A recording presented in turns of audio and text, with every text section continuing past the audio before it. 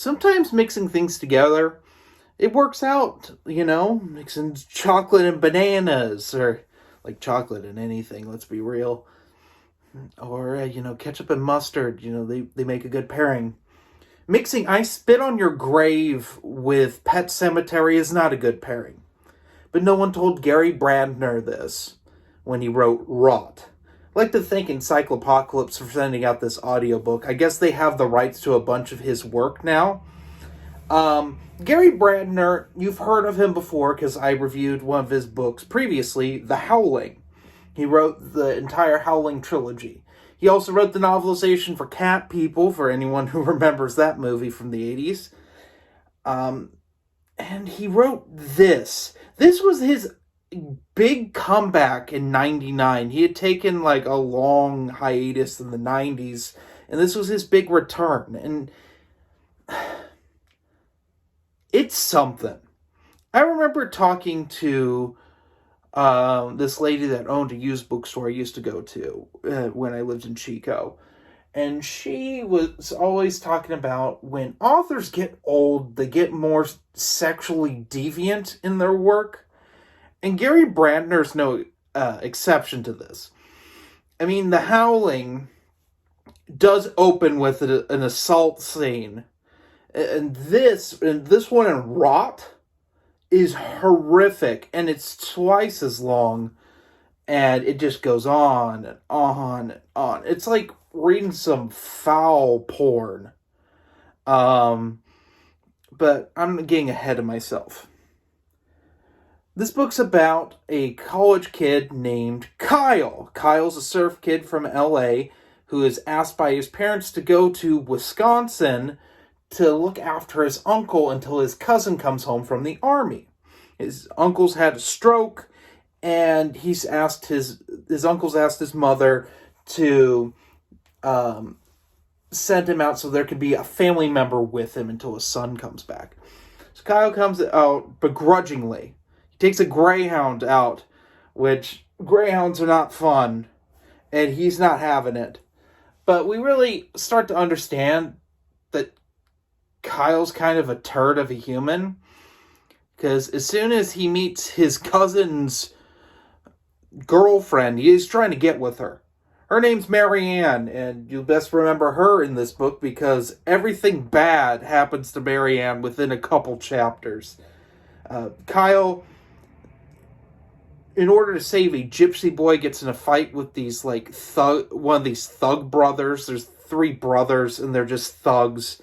And Kyle, who's a trained boxer, gets in a fist fight with the youngest one and basically gets put on their shit list.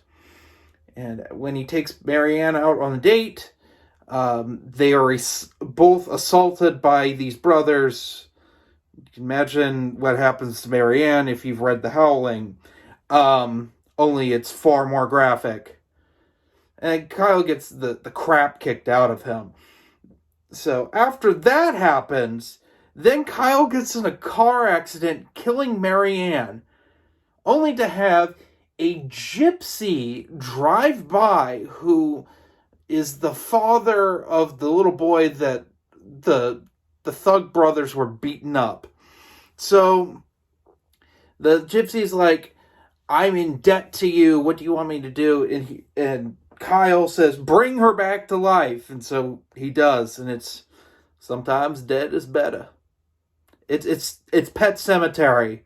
Only now we have an vengeful, skanky corpse that wants to reenact I Spit on Your Grave. And what follows is a series of very graphic deaths in the vein of I Spit on Your Grave. That's pretty much this book. What did I think of it? Some of this is decent. It lacks the atmosphere that The Howling had. The Howling has a pretty creepy atmosphere throughout. You don't quite know what's going to happen next. With Rot, you really, about a third of the way through, you start to understand what this book's going to be. And then at the halfway point, you figure out how it's going to end. And so there aren't a lot of surprises. I didn't care for this.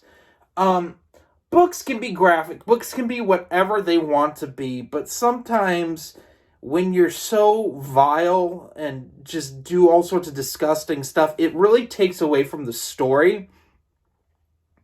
There's a thing in film called less is more. We don't need to see all the horrible things that happened to Marianne, which he eventually goes away after a while. And it's assumed that a whole thing happened, but, we get about half of it. I can't say what it is because this video will get, demonetized and whatever. But it's foul. It's awful. It's horrible. And, her revenge is foul and awful and horrible. And Kyle's just useless. He's just a useless protagonist. I appreciate that we don't get the typical he's a good guy, because he's not. He's very selfish. And he basically, says F it and runs away at one point, which doesn't go well for him. But he never really changes. He just sort of gives up. And a protagonist can do that. That is change. But, it's just not good. It's not a good book. It has its moments of, the opening setup is actually pretty decent. And then the assault happens, and the car accident happens, and then we're stuck with the rest of the book. And it's disgusting. It's gross without a lot of substance. So, what do I rate this? I give it a 3 out of 5. There's some creativity with its foulness, but, not a lot of substance to it. It's pretty predictable. Once again, I'd like to thank Encyclopocalypse for sending out this audiobook. Sorry this review's late, but I'm going through the last few that y'all sent me. I'm going to get them done. So next time, we're going to talk about The Odd Job.